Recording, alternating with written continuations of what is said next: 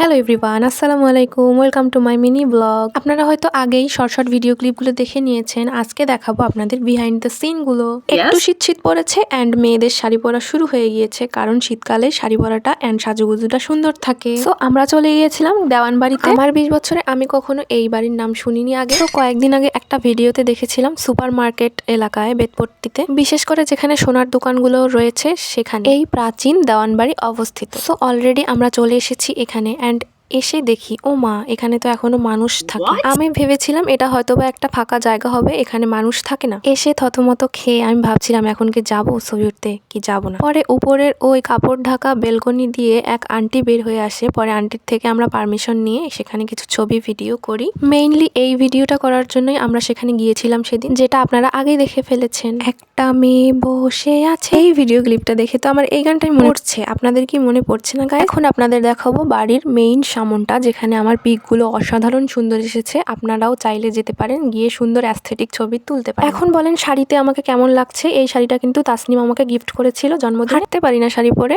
But pick তো তুলতেই হবে। বের হয়েছিলাম বিকেলবেলা অ্যান্ড সন্ধ্যা হয়ে যাচ্ছিল, তাই আমরা এখন এখান থেকে বের হয়ে যাই। Tata everyone.